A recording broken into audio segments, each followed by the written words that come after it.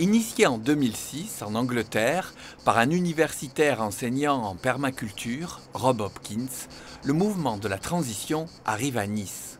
Il vise à préparer le monde de l'après-pétrole dans les villes, notamment en relocalisant la production agricole et en essayant d'être autonome énergétiquement.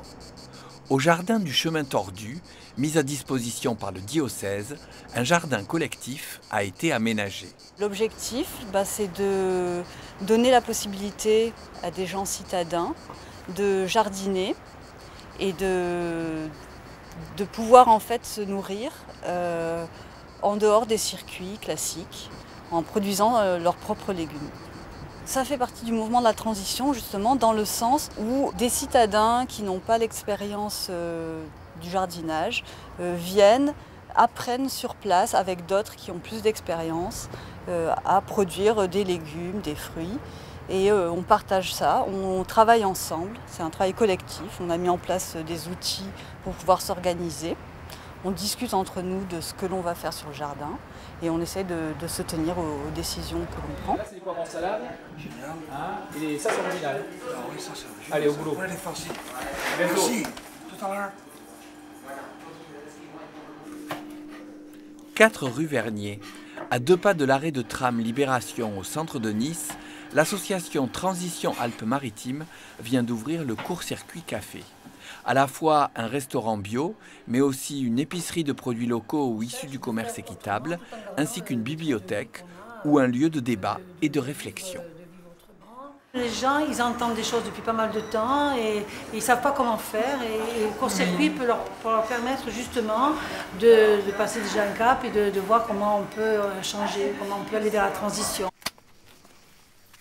Le restaurant est notamment approvisionné par les légumes d'un jardin bio, Sésame, situé à Vence, un chantier d'insertion membre du réseau des jardins de Cocagne. Alors on est à Vence, mais la plupart des choses se passent quand même sur Nice. La structure Sésame fait partie de plusieurs conseils d'administration, de plusieurs associations niçoises et régionales. Et donc on a créé, avec un ami qui est Laurent, qui est malheureusement décédé depuis, on a créé cette association Transition Alpes-Maritimes, TAM, pour justement mettre sur la place publique des actions qui n'étaient pas très visibles en fait. C'est pour ça qu'on a souhaité non pas faire une petite association de quartier invisible, on a souhaité être sur un grand boulevard à Nice, en l'occurrence le 4 rue Vernier, pour pouvoir s'adresser au lambda, à la personne qui passe, aux touristes, voir, pour que l'idée de la transition même, l'idée de l'écologie, l'idée de la proximité, et l'idée qu'il faut changer de façon de faire puisse être connue de tous. Tout fait maison. Voilà. Ouais, c'est magnifique. Donc les légumes de sésame, c'est ça? C'est ça, tous.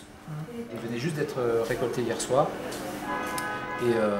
Dans le mouvement des villes en transition, on trouve aussi bien des collectivités qui s'engagent dans l'indépendance énergétique locale à travers le solaire, l'éolien ou les microcentrales hydrauliques que des groupes de citoyens qui réfléchissent globalement.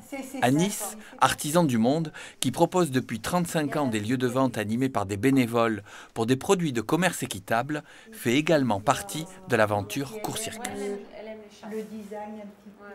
C'est un café, donc ils vont avoir besoin de café, donc on va pouvoir fournir les produits qu'on ne peut pas fournir ici, et puis on fait partie de la même philosophie. On est agréé par le ministère de l'Éducation nationale pour faire des interventions en milieu scolaire, et on va participer à des événements qui promeuvent des actions pour des causes communes que nous défendons, et c'est une excellente vitrine, le court-circuit, grâce aux conférences qu'il pourra y avoir, parce qu'il faut organiser des événements festifs pour attirer du monde, eh bien, il y a tout à fait la synergie avec le court-circuit.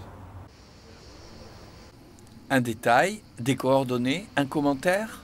Rendez-vous sur le site de Prioritaire.